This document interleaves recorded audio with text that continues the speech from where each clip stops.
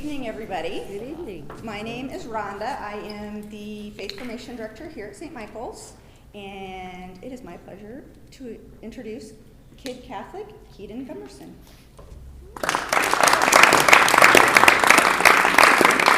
So in addition to, thank you guys for coming, all of you that did come. In addition to like the current demographic, I did also expect more young people. So this talk, might be, but thank you two for coming also. Not that like, anyway, so I am Kedon Gumerson. I'm a junior in high school at Mount St. Mary Catholic High School in Oklahoma City.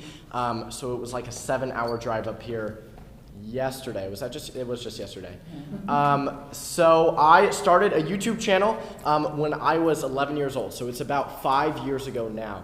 And I started a YouTube channel where every Tuesday, 11-year-old me decided that like I knew everything there was to know about Catholicism, so obviously I'm going to teach it. So that's what I did. I started recording different videos each and every Tuesday, and I continue to upload it, and then obviously realize that there's like a lot that I don't know and still don't.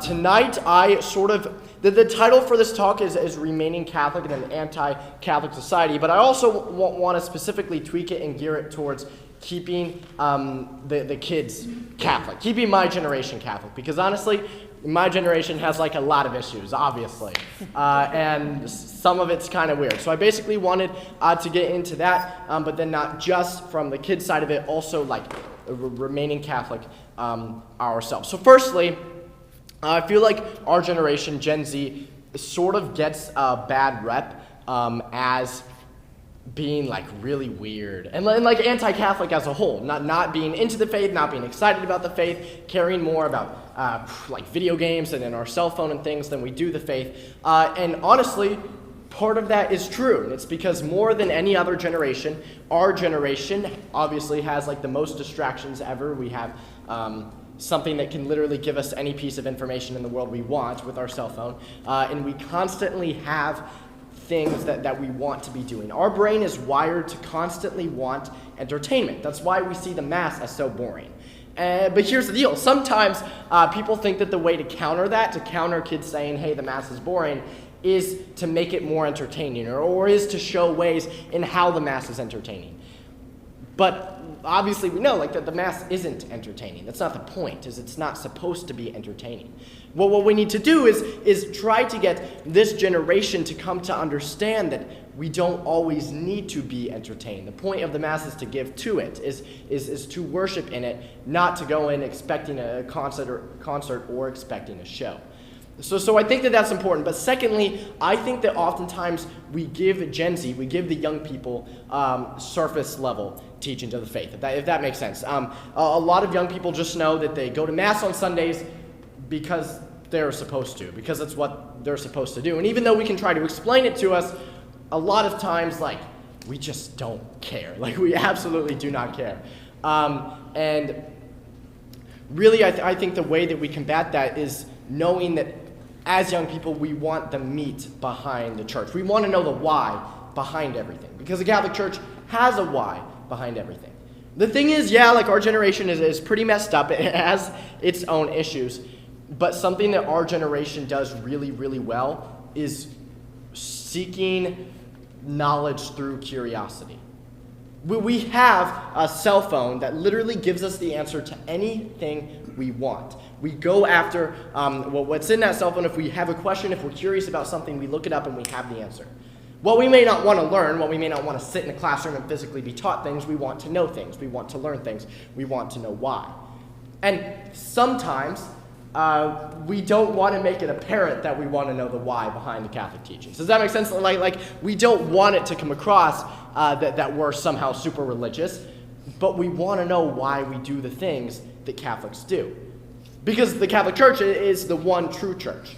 Something that my generation also gets pretty messed up is this idea of my truth versus your truth, of subjective truth rather than objective truth. The Catholic Church is the truth. There's no subjectivity about it, but in Gen Z, we don't see it that way. We see it as what might be true for me may be different for you. Or what might be true for you may be different from me. When in reality, that's not the way it is at all, and my generation really, really struggles to understand that. My generation also falls into what society tells us versus what God tells us, versus what the Catholic Church's teachings are. We fall into society because we live in society. We have our phone, which is oftentimes entirely secular with social media, everything. We want to separate our school life from our religious life. We want to keep religion out of everything. And sometimes when our family wants to take us to Mass, when our family wants to tell us about religious things, when they want to pray as a family, we just see it as the faith being shoved down our throats. And that's sad. It's why we see so many kids leaving the faith in college. Like they move away to college, and I can't name like the exact statistic, but it's ridiculous, the number of kids leaving the faith in college. And it's added to like the increase in secularism in our society and sort of this anti-Catholic mentality. Like we have just recently, the Supreme Court is hearing a case where a football coach was fired for saying a prayer on the field. And a big part of, obviously like the Supreme Court may hear it out, but it's sad that that even needs to happen in the first place. And my generation, we don't really seem to care. Because we don't want to make it seem that we care. We don't want to. We want to focus on social media. We want to focus on, sports. I mean, the playoffs are on right now, so, you like that, But we just try to separate God from every little thing that we do, and sometimes it feels like there's nothing that we can do for Gen Z. I've heard so many times that there's no hope for Gen Z, that Gen Z just has too many issues, and I really, really don't like that. First of all, some bright sides to us. I think Gen Z is a cool name. It's like millennials, that's 4 syllables, that's irritating. Gen Z is a cool name. I like the name. I'm glad that we were named that. But secondly, again, we want to know the why behind things, even though we may not make it seem like it. And the Catholic Church is so cool in that, obviously, there is a why behind everything. The Catholic Church doesn't do something for no reason. But there's a lot of misconceptions, there's a lot of stigmas that the church gets, and so, especially going to public school and things like this, our kids are told, our generation is told that being Catholic equates to being weird. Our generation is told that being devout in our faith results in us losing friends, results in us losing popularity, that in order to be considered cool, we need to sin. And honestly, our generation cares about being cool for the most part. We want to be seen in good light. In fact, so much so that it's considered weird to not sin. The encouragement of sin is so normal in our generation, so we fall into it because why not? I want to be seen as cool. And that's a big problem that our generation has, is falling into what society says about Catholics. The way we try to combat this a lot is by saying, oh no, being Catholic is cool. And we try to give all the ways that being Catholic is cool. And while, yeah, obviously we know it's cool, society doesn't, and it's not going to change. In school, in their public school, being Catholic, being a devout Catholic is still going to be weird. It's still going to be seen that way, and that's okay. It's supposed to be seen as weird. Nobody said being Catholic is going to be easy, and the misconception that our generation has is that somehow religion comes with no commitment at all. And when we start to see a commitment, when we start to see some difficulties, we start to freak out. We don't know how to react. We don't like that. We don't want that. We don't want to have any difficulties within our religion. We want to be accepted. So the number one thing that I like to say to Gen Z is this quote: we should rather be judged by others for talking about God than be judged by God for not. We should rather be judged by others for talking about God than be judged by God for not. Because ultimately, that's what it comes down to. Our generation, so many of us believe, yes, it's not right to judge people, but we do it. We judge all the time. Like Gen Z, again, cool name, is really, really bad when it comes to that, when it comes to being judgmental. And while we're not allowed to judge other people as a person, we're allowed to judge their actions. I can say that someone's sin was bad, but I can't say that that's a bad person for committing that sin. Nevertheless, we want to be seen as cool. We want to be seen as someone who's accepted. We want to fit in. And the reality is that the only way to prevent a kid in my generation from wanting that, from seeking that, is to get them passionate about the faith. Because that's what it comes down to, right? If they're passionate about it, then they don't care about being seen as weird, right? Like a good example for me is I joined speech and debate. I particularly didn't like the idea of being seen as a speech and debate kid. I had a lot of weird stigmas with speech and debate. I just did. But I ended up liking it and like becoming passionate about it so much more than I ever thought I could. And I know for everybody else on my speech and debate team, I say team in quotes because we're not a sport. Anyway, for my speech and debate team, is that they became passionate about it too. So while, yeah, we may be seen as weird for that, like I get speech kid comments all the time, because we're passionate about it, we're willing to be seen as weird. We don't care, we like it, so we're gonna be seen as weird. It's the same thing with the Catholic faith. It's just sometimes more difficult to get a kid to be passionate about it. And if we come off as forcing it, if we come off of trying to force that teen, whoever it might be, to be passionate about it, then of course it's not gonna work. If I was forced into doing speech and debate, then I wouldn't want it. This isn't to say that we shouldn't take our kids to Mass. This isn't to say that we shouldn't force our kids to go to Mass. But what we need to do is, if we are going to do that, we need to explain the why. We need to understand the why. And the reality is, like, especially as a teenager, when we're questioning anything, we have a lot of doubts about the faith. I go to a Catholic school, so I'm friends with a lot of Catholic kids who are Catholic in name, like say that they're Catholic, but don't really care all that much to remain Catholic as they get through college. And the curiosity, the questions, the doubts come into play. We need to understand that doubts for a kid is normal. Like obviously, like we all have doubts about the faith. Another thing that we sometimes forget, and sometimes I've forgotten this, I even think I messed up last night during the Q&A session, is being able to understand that sometimes it's okay for them to ask a question that we can't answer, because the reality is the Catholic Church has an answer for everything. So finding that out, it isn't going to be that difficult, but the number one thing is to get them passionate about their faith. Sure, it can start off with a one-on-one talking conversation, but ultimately, a lot of times, we underestimate what Gen Z can do, that Gen Z tries to do what's right, that Gen Z knows to do what's right. And if we steer them in the direction of the faith, steer them in that direction, then they can like walk their path to heaven. They can walk their personal relationship with Christ in a very good way. Because as soon as they know that the faith is right, as soon as they become passionate about their faith, Gen Z, we're passionate about a lot. Oftentimes we're passionate about the wrong things, but we're passionate. And so as soon as we become passionate in the faith, that is essential. And that's again, a lot easier said than done. And it's because, honestly, it's probably because of a number of reasons. I firmly believe that a huge chunk of it is because of our cell phone. It was around, I believe, again, I wasn't there, but like 70s and 90s statistically, when we started to see more young adults and like college students leave the faith in the early 2000s. Some people like to attribute that to Vatican II. That's like a whole different conversation, but a big part of that is because that was right around the time that people's brains began to become wired to need entertainment, to constantly want entertainment, to constantly seek out in movies or cell phone or whatever it may be.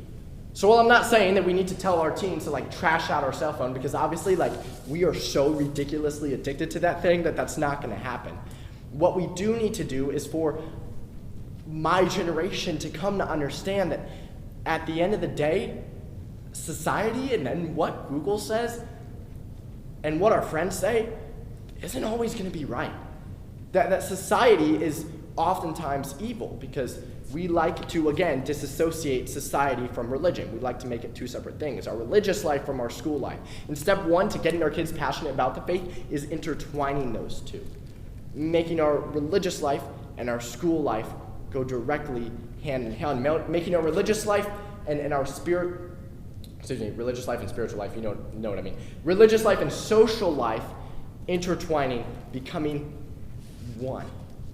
And again, a lot of that is up to the kid, but there's nothing wrong with steering them in that direction, with explaining the why, with explaining the meat of the Catholic Church, with coming to terms that our society is messed up in so many ways. It's continually becoming more and more secular, disregarding the teachings of the Catholic Church. And for a kid in public school, being Catholic and being openly Catholic is a very difficult thing. And if I go to a Catholic school, but let's say I go to a public school, which again, I mean, it's even difficult in a Catholic school, like regardless. But let's say I go to a public school, if I'm not passionate about my faith, but I'm being told that I need to be proud of my faith, that's only going to lead me further away from it. It's only going to make me say, no, like I don't want to be proud of my faith. It's not something that I like. I may not agree with it. I am now going to go listen to what society tells me because society allows me to be entertained. Society tells me that there's comfort and temporary happiness rather than eternal happiness. And that's another point.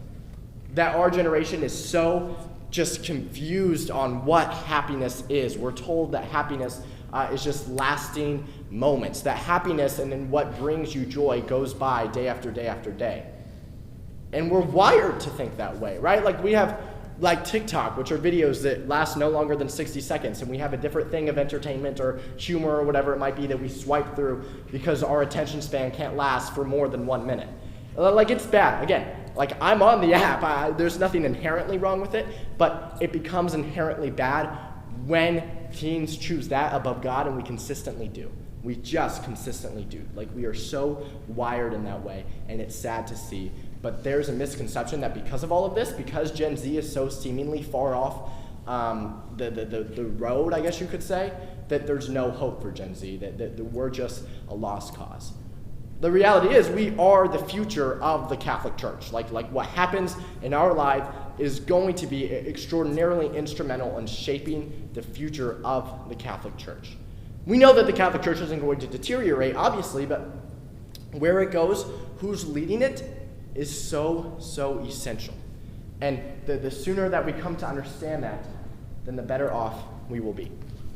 Something else that I want to talk about, and again, this will probably especially be good for the young people here. Thank you, guys. Anyway, and something that sort of makes people hesitant, makes my generation hesitant about being Catholic is this idea that we have to love everybody. Because that's like an inherent like Catholic teaching. Like we know this, love your neighbor as yourself. Whenever I would hear that growing up, sometimes that would really irritate me because there's some people I just don't like there is. And then my generation thinks that way as well, that there's some people we just don't like, we don't want to spend time around them. The Catholic Church tells me to love them, that's impossible, so I'm going to walk away. I'm not saying that they consciously do that that's their number one reason, but it definitely adds to it. The reality is, it's important for teens to understand this and to teach this to us, is that there's a difference between like and love. The definition of love is to will the good of another, to want good for that other person. It doesn't mean that we have to go and be best friends with that person. For me, it was really difficult. Again, I'm from Oklahoma City, so it was really difficult for me to like Kevin Durant. It just was. I think that he's a snake. I think that he ruined the NBA for 2 years, and he made the absolute wrong decision by leaving the Thunder. He 1,000% did. That's like a whole different, I could go on another hour-long talk about that and all ways in which it was wrong. Anyway, that was like really difficult for me to understand. But our generation has it so just in our heads that for some reason, liking everybody, wanting to go out to coffee with everybody and loving them is the exact same thing, and it's just not. We're called to love them because that person is God's creation, and that's where our generation fails sometimes. This increased secular society, this atheistic society, makes us see other people as nothing more than flesh and cells. We start to lose sight of the spiritual side of things. We start to lose sight of the soul, and therefore we treat people differently. We don't have that idea of loving everybody. That idea of loving everybody scares us because the idea of loving everybody takes effort.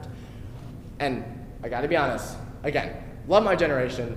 Gen Z and effort don't go hand in hand a lot of times. Like sometimes we're pretty lazy.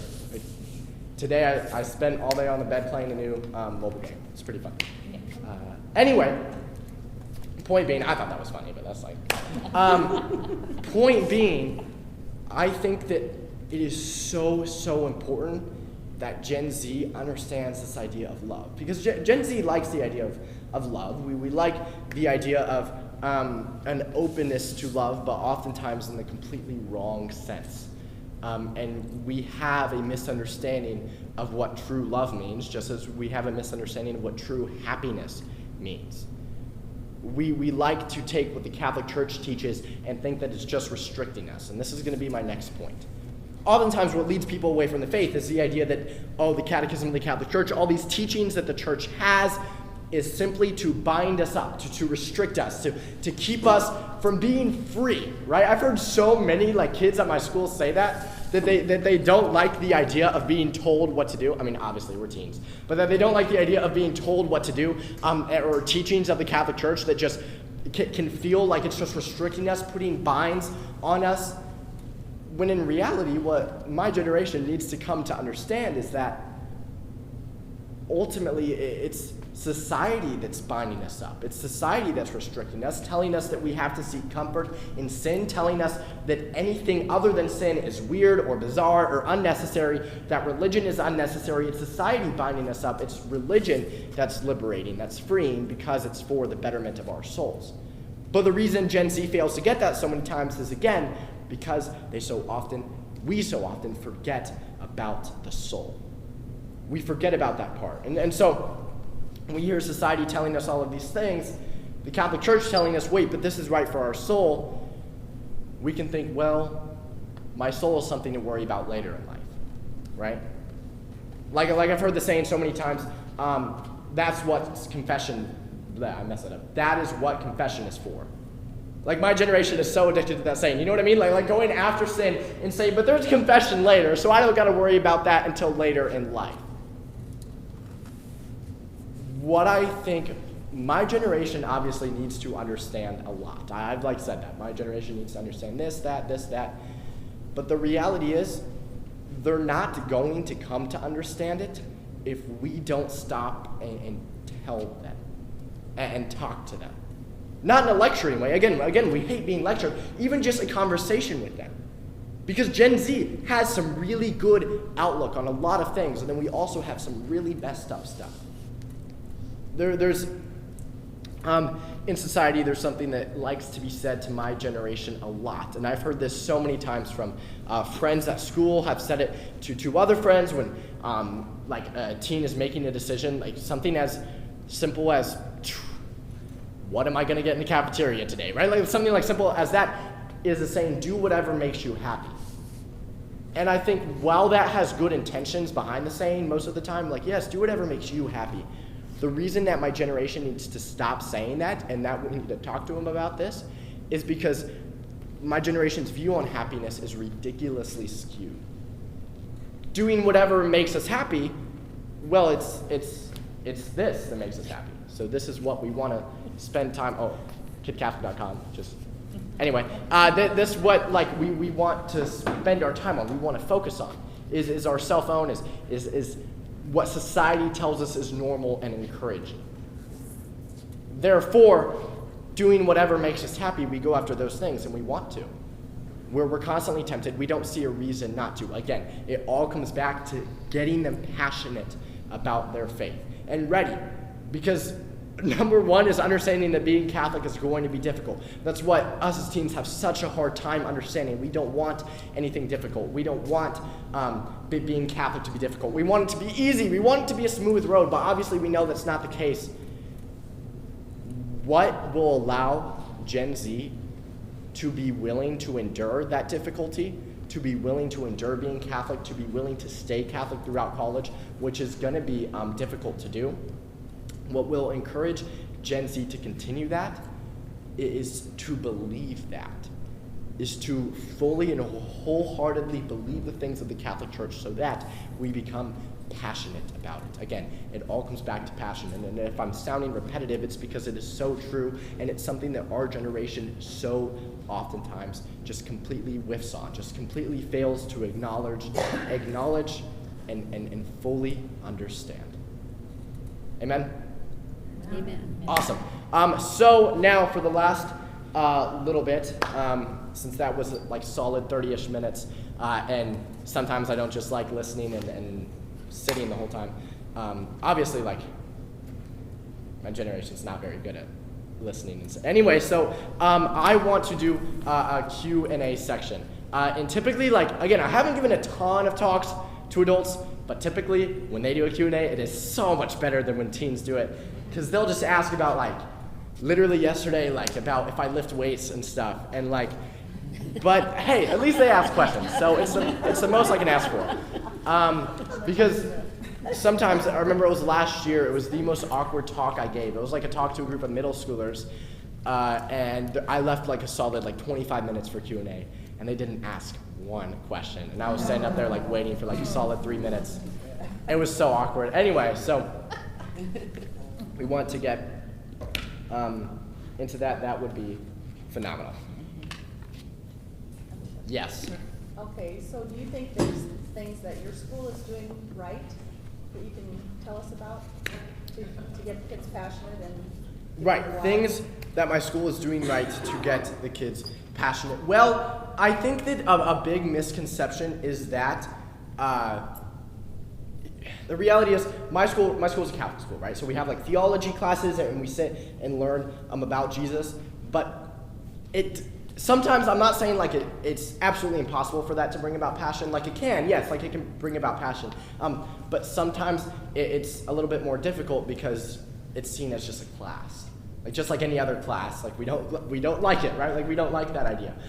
So I think that's something that not just my school, but I feel like youth groups do really well, is, for example, like retreats. Or small groups, getting in a group with their peers to be able to talk about it, to be able to get them passionate. My school has a campus minister who's really, really good at having those one-on-one conversations with teens and understanding that like teenagers, they have their opinions and they're strong enough. Like just one conversation or just one class isn't going to be able to convince them. So I think that other than like just lecturing theology, something that my school is absolutely doing right is being able to have those one-on-one conversations with teens. Again, like our campus minister who does an absolutely phenomenal job of having that one-on-one conversation with the teen, trying to get to know them. I went to a Catholic men's conference like a month and a half ago. And so like I was obviously on the younger side of all the people there, but my campus minister was there also. He was helping us run this booth. And we went to go have a talk and to go hear a talk. And I have a twin brother.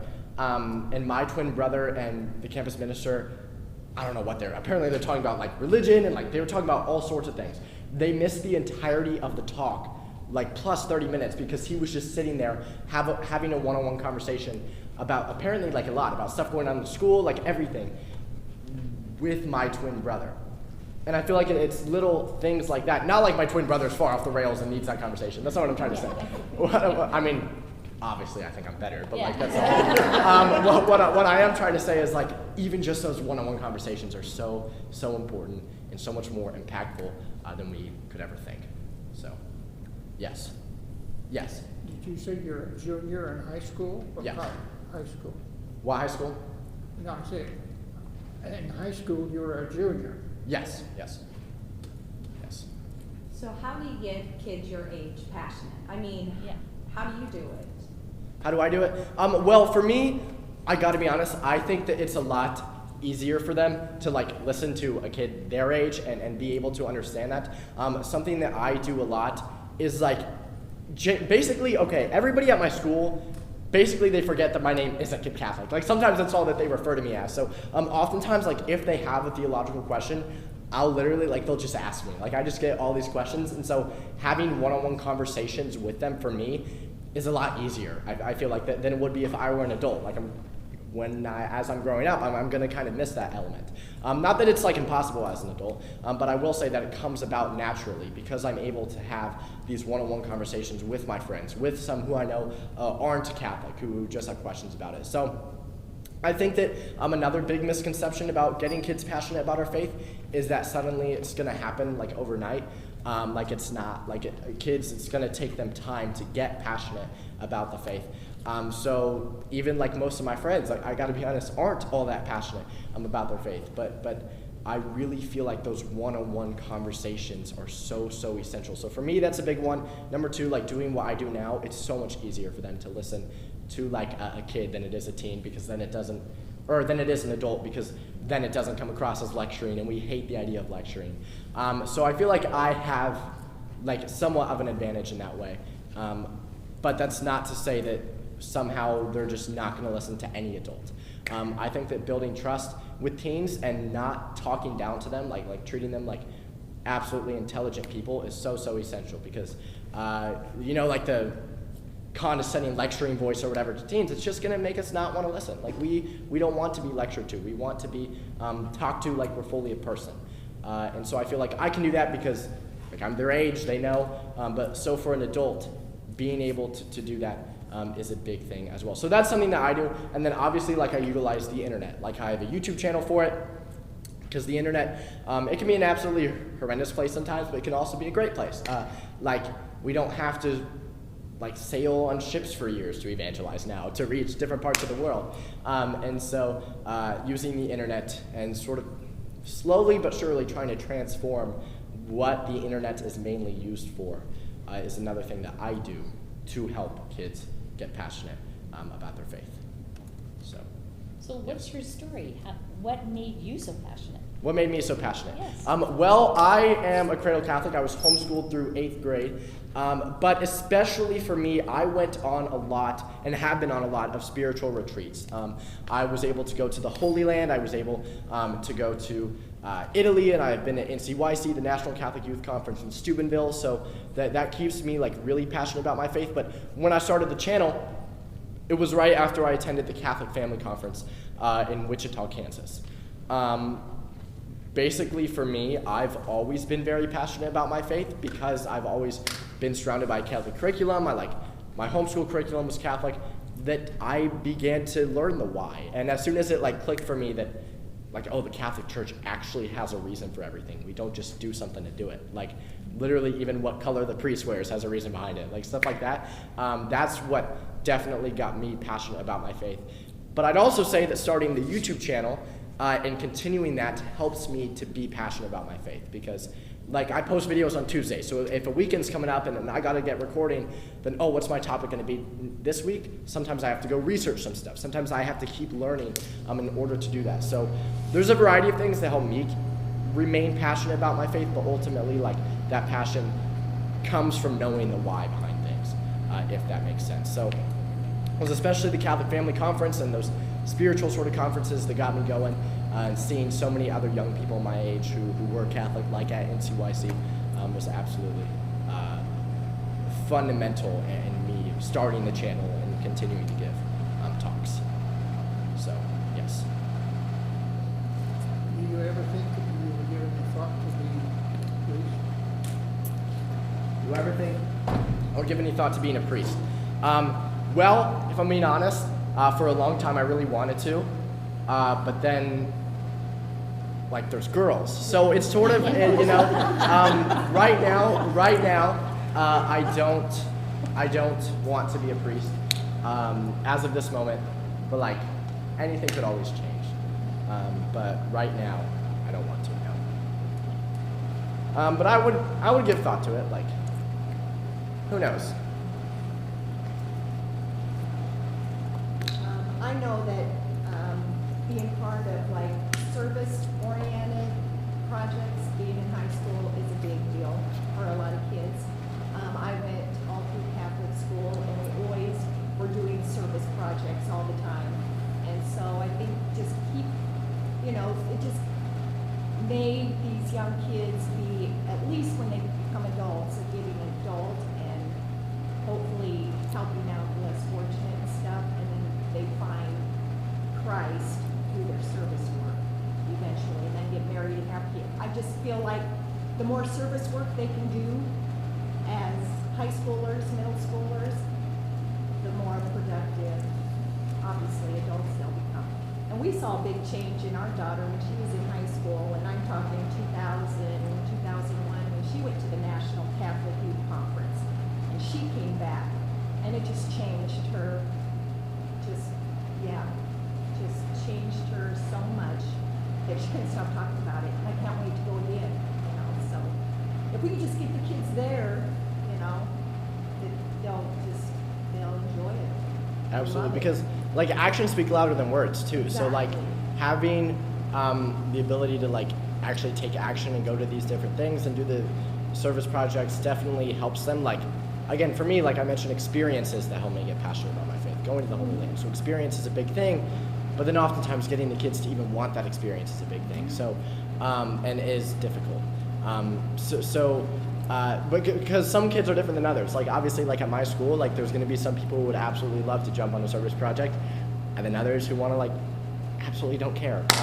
So like it just goes back and forth. But again, I think that a big way to like get them to want to go to NCYC or get them, even if they can't afford NCYC, like get them to want to do some sort of service or help others, is through that why. Like through why am I going to do the service project? Why am I going to go to NCYC? What am I going to get from it? And so again, like the why is just so big behind everything, so that they can have those actions to help them.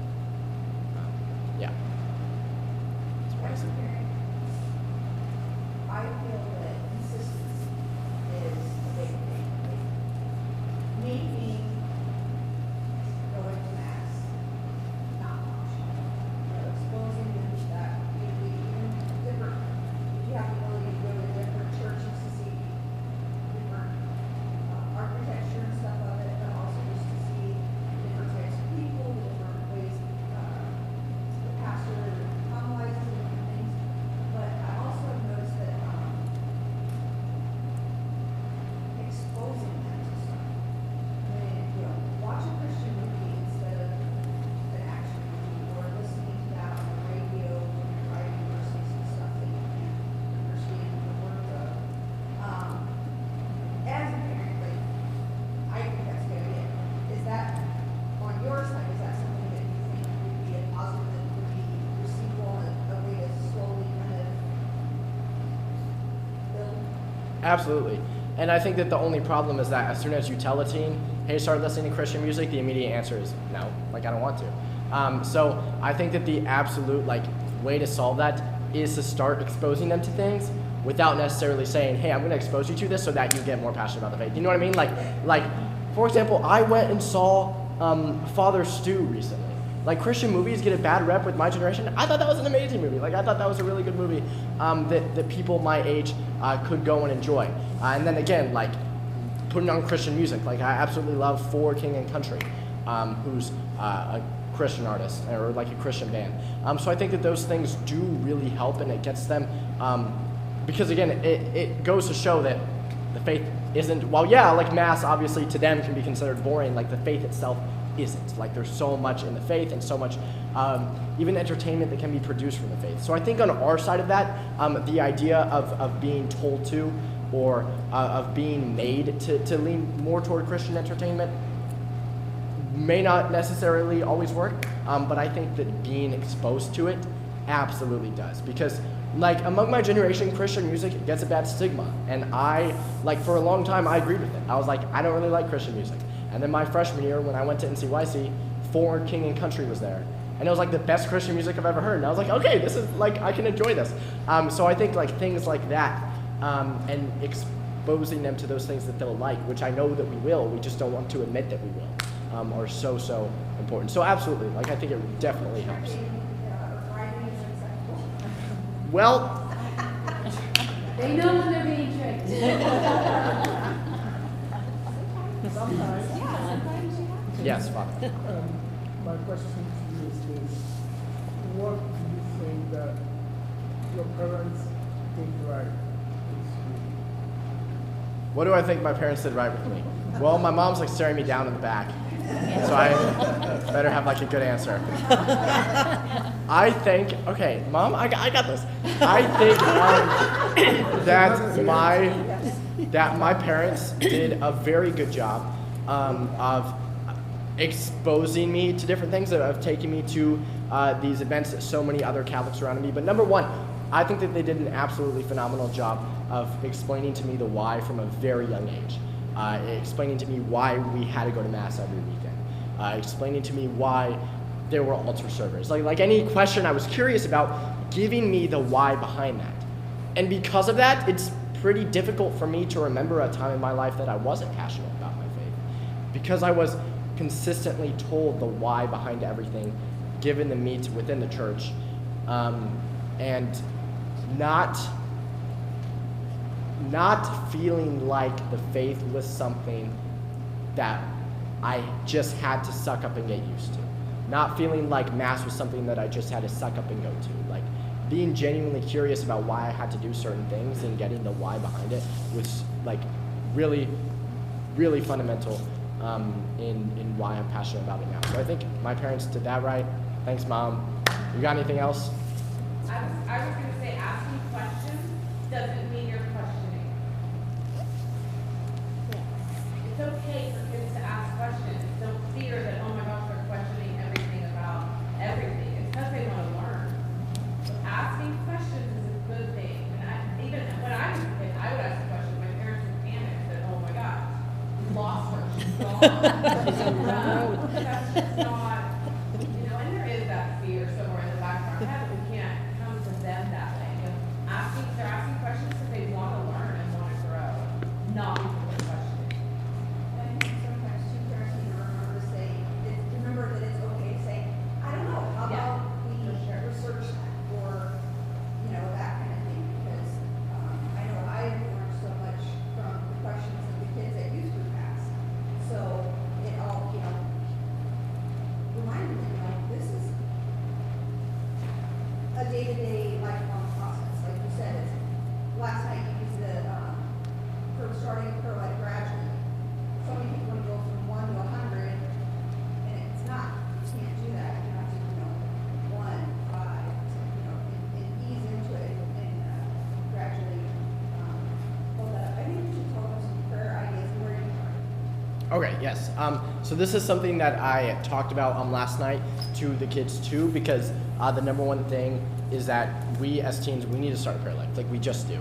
And I think that it's something that we don't do so often. So what I do, and a tip that I give to any teens or any kids at all, is to set aside a specific time and a specific place to pray. Like have this set aside place, know exactly when you're going to pray and what you're going to do. An issue that I have, and I know that a lot of my generation has, is we begin to pray and we sort of pray in our head, and then our thoughts like go completely off. Or like we think about like the NFL draft is right now. Obviously, that's been a little bit in the back of my mind, but like anyway, our thoughts just sort of drift off in prayer. So what I like to do is I like to journal while praying. I know that works really well for other teens, but then other teens hear the idea of writing and they run away, so they want to do something else. So I think that it's important for my generation to understand that prayer life is essential, but that we need to set aside a specific time, a specific location. So for me, it's okay, I enjoy it, it's in my closet. I like it there, it's nice and peaceful, I think that it's cool. The kids yesterday thought that was kind of funny, but I enjoy it. So I think that that's a big thing, and again, setting aside a specific time, a specific length of time. I'm like sometimes over the top, so I like to schedule out exactly what I'm going to do, but that doesn't work for necessarily all teens. So that's a big way that I pray, but I think that teens understanding that they need to start a prayer life, like that's so important, because prayer is overlooked all the time on the power that it has. So I think that that's really, really essential and necessary. So. How did you Yes. how did you get invited to come to Harlem? What was the connection? How did I get invited to come to Harlan? She invited me, which was great. Thank you so much. I used Kedon's videos from Kid Catholic as a teaching tool with the teens. And then I learned that he did talks. I'm like, that would be really cool to for them to connect somebody they have seen on YouTube in reality. So we were looking at he could come, and he spoke to them last night, and it was great. And they didn't always laugh when he wanted them to, but then he'd say something and they would laugh. So it was a fun night. I enjoyed it very much. Is your brother just as passionate as you are? I think about the faith, yes, but he's not the type of person to get up and talk about it in front of a group of people. He's somewhat the polar opposite of me, in that he's like a huge theater kid. Like he loves to perform and loves to act. He just did Fiddler on the Roof, so he had to be Jewish for a little bit. So, but yeah, so he's really into theater.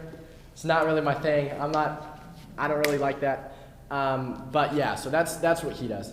But again, he's gone on almost all of the same retreats I have, and went to the Holy Land as well. So while that passion is still there, and while he'll still have conversations about it, he's not gonna want to make a YouTube channel just talking about it, if that makes sense.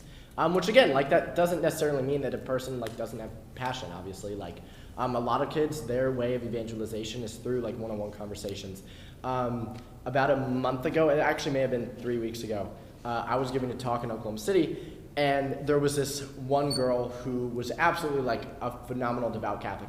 I feel like she was a couple years younger than me, but she told me the story of, and it's a way that like she evangelizes. I was talking about how, we can evangelize like through something as simple as action, showing kindness, wearing like a Catholic t-shirt, whatever it might be.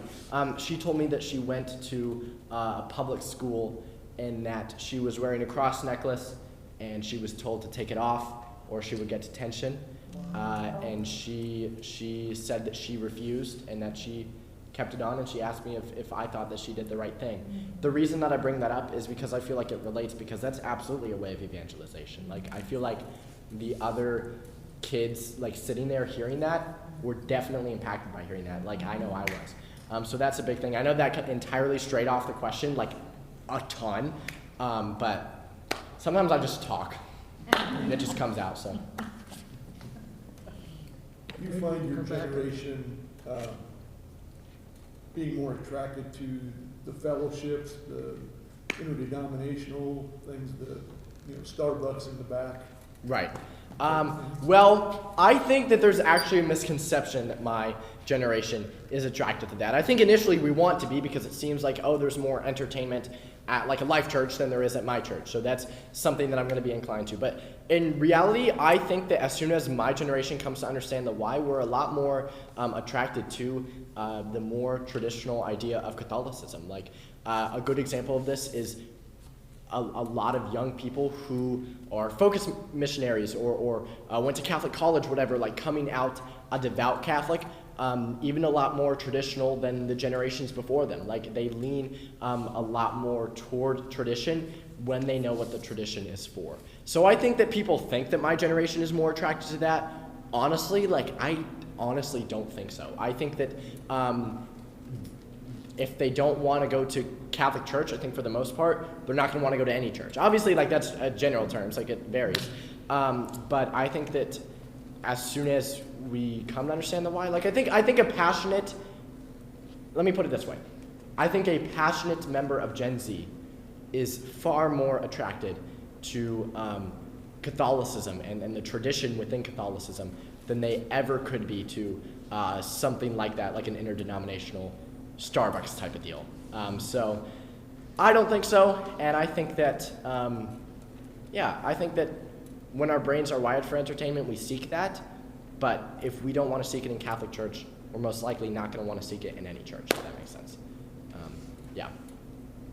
Do you think your generation is aware of the devil out there as much as there is a God?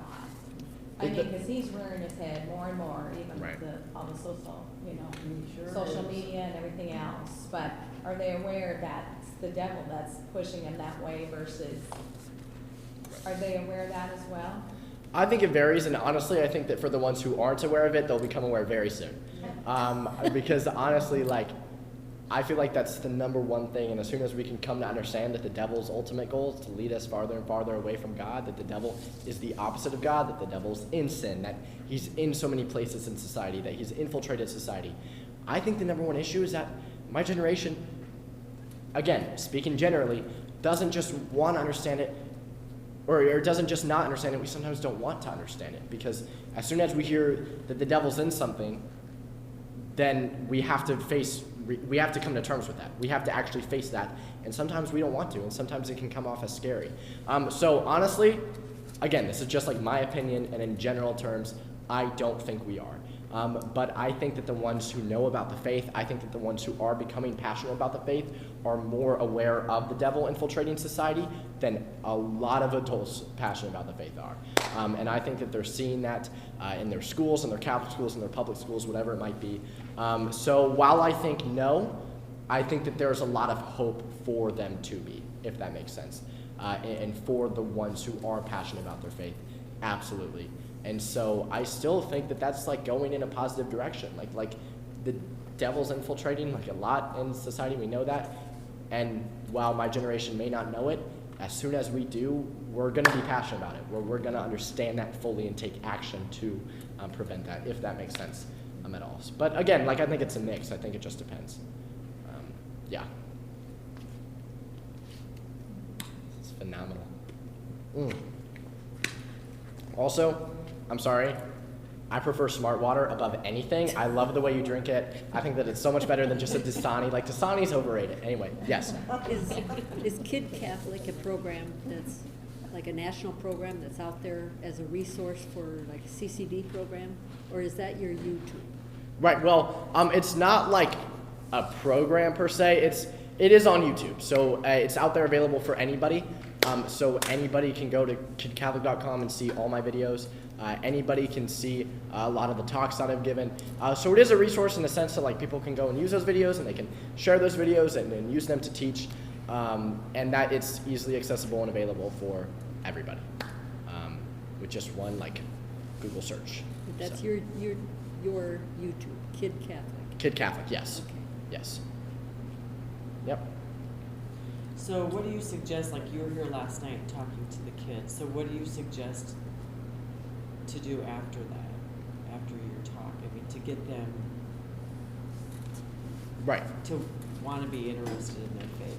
Right. Well, first off, can I just say, the kids last night, some of the most lively I've ever had. It was amazing. I loved it. They actually asked questions. They were actually into it. Thank goodness they didn't make it awkward for me. But nevertheless, I think that so often we as teens, we go to a retreat, we hear a talk, and sometimes it's called like the Jesus high. We get on like the Jesus high, and we know in that time we want to start a prayer life, and then we just fall off of it. Like life starts and distractions start. I think that the number one next step is, first off, as teens, we constantly keep going. We're busy a lot of times. If we're in sports, if we're in school, whatever, we really struggle to just stop and like take a breath and understand what's really important. So I honestly think it depends on the teen. I think that it changes. The next step might be just exposing them to some things like she mentioned. Others, and I think most, the next step is just going to be a genuine sit-down conversation. And not in a lecturing, condescending way, like, you need to do this, like genuinely talking to them. Like, are you passionate about your faith? Why or why not? Like, let's talk about that, and let's talk about what's important. And again, it's not just like one or even a couple conversations. It's not just exposing them to a couple Christian songs that's suddenly going to make them passionate about their faith. Sometimes we're going to do all we can do, and it's up to them. But for the most part, I think that just continually, and again, actually, this is something that I want to mention too.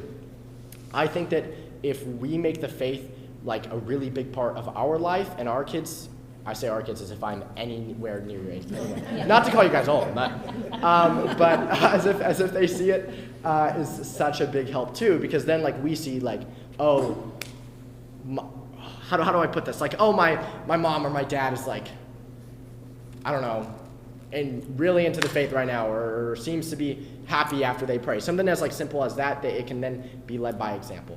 But yeah, for them, I think it's just one-on-one conversation, exposing them to a couple different things, and again, just being like honest and open about it, because as teens, I don't know why, we get really awkward when we want to talk about religion. Like, especially like a one-on-one conversation with a parent sounds terrifying. Like, it is oftentimes really, really scary. But I think that just like taking the awkwardness out of it, like just being able to be open about it, is really important too. So I think that would be the next step. But again, I mean, it changes based on the teen and the personality, and all of that. So. Talking to teens from the parent side is pretty terrifying too, just so you know.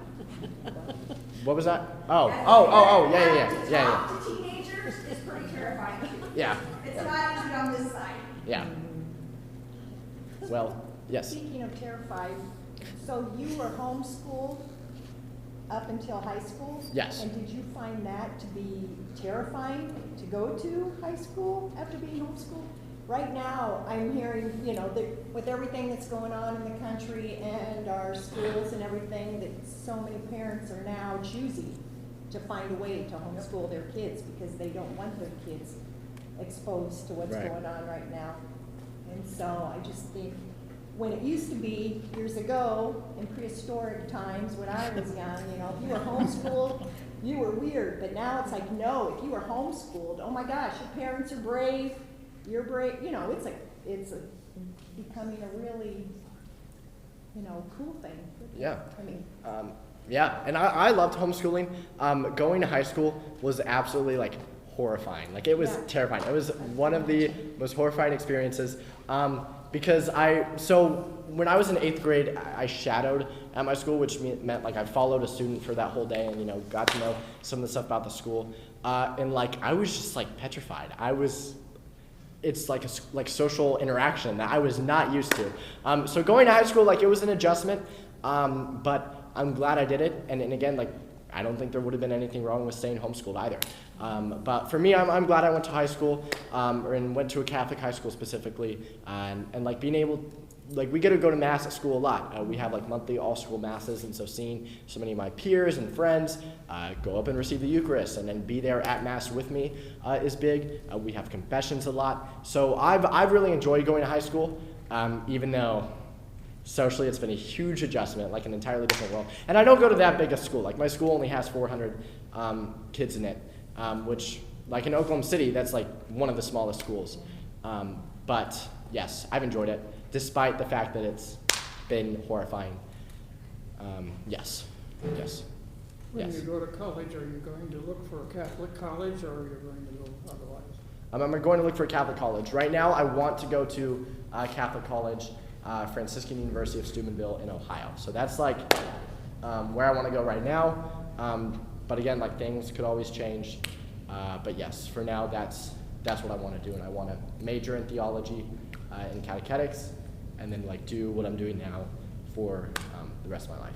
I think you'd make a great priest. Thank you.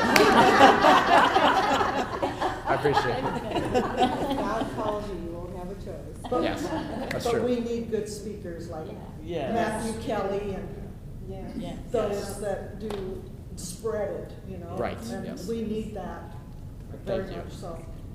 Yes. For a high school junior, you're exceptional. Thank you. I appreciate Very it. exceptional. Yes. I was going to say that us baby boomers aren't really much different than Gen Z, because, you know, we grew up with, it was Latin Mass. We had no idea what the heck they were saying. And we didn't care. It was so freaking boring because it was Latin. And then you went to church because if you didn't go to church, you're going to go to hell. And everything, I mean, you just did. And then we went to every single Catholic, every rosary, every holy hour. The only good thing about holy hour was the litany of the saints, because the choir would say, St. Michael, and the ladies would say, pray for us. And so it was like they were fighting all the way through the thing. It was so cool, but we didn't get passion at all. We had no youth programs. We had nothing. So when we had our kids, we took them to church, we got them through all the sacraments, but we were never taught either to ask the questions of why. You just do. And so I don't have the passion that I need to go back to church. I believe in God. I have a lot of God experiences, but the Catholic ritual of church and Mass just loses it with me, because I'm just, you were just so forced, we were so forced into everything. And we never got the passion. Our priest was mean, and he screamed in church to make the babies cry. And you just, you know, and he ruled the town with a iron fist, and you didn't learn that God was love. You didn't learn that as baby boomers. God was to be feared. And so you don't get that closeness to God that you want. So the baby boomers have a real hard deal, and they're the ones now that are running everything and making them take their crosses off in school, you know, and stuff like that, because I think we got really ripped off. Because, especially in our small town, we lived in Erling over here. She's an Erling girl too. But yeah, my experience with that was all so much. We just didn't get what you're giving to the kids, and I think that is a good thing. And my boys are, 3 of them go to mass and one of them doesn't, and or to church and do all the things, and one doesn't, and I feel bad about that, but I don't know. Pretty good percentage. I think so too. I guess it's pretty good. And they live their lives good, and they're clean, honest boys. They've never drank, not even through college. They're just good kids. But they don't have that because I didn't have that, I think. And you can feel bad about it, but I have a passion for God, but not for ritual, I guess. Right. So, Right. I think that was because of how we were brought up back then. Yeah. Did she stump you? Well, honestly, like, back then, like, before you guys had the internet, which, how did you guys, like, live without the internet? Yeah, I know. We didn't. Right, but, like, It's like again, like, Yeah, we had our bikes. Bicycles. Yeah. yeah, like, Roller skates. us, like, going outside is like a chore. Like, it's not. Anyway, yeah, well, and I think that that's partly, like, why my generation, like, we need to sort of wake up and realize it now, so that when we do get older and, like, are the ones teaching the faith and are the ones in charge, we have it corrected. But then secondly, I think that my generation has that advantage, and again, like, we want to seek the knowledge. Like, again, we won't just do something because we're told to do it and we're not given a why. That's why we see so many people leaving the faith, is because they're not given the why, and we're not going to do that. So as soon as, like, we begin to learn the why, 9 times out of 10, that's going to make us more passionate. So I think that my generation has that advantage, and that's why I think that there's a lot more hope for teens than we get credit for. Yes. So when you started this at what age? How old were you? I was 11. So you started this at 11, and I don't know your peers, but I mean, that had to be really hard. I mean, you're very brave for doing that, because kids aren't always real nice. Yeah. To each other. So how do you? I mean, have you been pretty accepted, or how have you handled that? Right. Well, for me, when I initially started it, I didn't really think about the pushback. Like, I was homeschooled. Like, all the friends that I had were Catholic. All the friends that I had, like, encouraged it. It was really when I went to high school that I began to need to, like, deal with the response I've gotten. And honestly, like, there are some kids at the school who, like, for stuff I've said in the videos or for defending the teachings of the faith, don't like me. And, like, I feel like, for me, I get this question a lot with kids too, like, oh, how do I refrain from caring about other people's judgment? For me, honestly, like, I can't remember a time where I really, like, genuinely cared what people think about me. Like, I mean, for the most part, obviously at points I'm gonna care. Like, obviously, yes, I care about what other people think about me, but, like, I feel like when I know that what I'm doing is right, and I feel like this is the case for my generation, we care about what other people think about us unless we know that what we're doing is right, unless we're passionate about what we're doing, and then we don't care, if that makes sense. Like with me, like speech and debate, like, again, because I'm passionate about it, I don't care what people think about me. So I think that those two correlate exactly. I think that, yeah, defending our faith and, like, being proud of our faith is really, really scary for our generation. And if you tell a kid that he needs to be more proud of his faith and be more be willing to defend his faith and show off that he's Catholic, and he doesn't know that much about it and he's not passionate about it, that's not going to happen. And so I think that that's a big thing. That, like, yeah, well, it's difficult and I've had to deal with it. I feel like I've done a fairly good job of pushing through it and pushing past it. Now, if other people think things about me and it doesn't have to do with the faith, or it's like a whole different, I don't know, like, first off, high school gossip is horrifying. I don't like that. Anyway, like all of that stuff, like, then that's another story, and then that's something we come to God about. But for me, I think that when it comes to being judged, again, if we're in the right, then it's a lot easier to sort of, like, move past it and somewhat shrug it off and just pray for the people who are doing that. So. And I think the Catholic Church is going to be fine for several years to come, because the Lord plants people like you. Every generation, the Lord gives us people like you to teach, to speak, and to spread His good word. So when I think it's going to come to an end and everything is going down the toilet, it's not. Because every generation He brings us, saviors. He brings us people like you to speak and spread the word. So Thank you. I think it's gonna be just fine. I appreciate it. And you realize what a precious gift you have in your Catholic faith. It's the most precious gift that God can give to anyone, is the Catholic faith. I didn't have it for the first 19 years of my life. And I did things that I shouldn't have. If I would have had to confess all those, I was never baptized, but I had to confess all those sins for the first 19 years, a priest there would still be ringing. But he gave me my Catholic faith 71 years ago. And I love and cherish it, and I've never regretted a minute of joining the Catholic Church, and I hope and pray that I'll be that faithful until the moment that I die.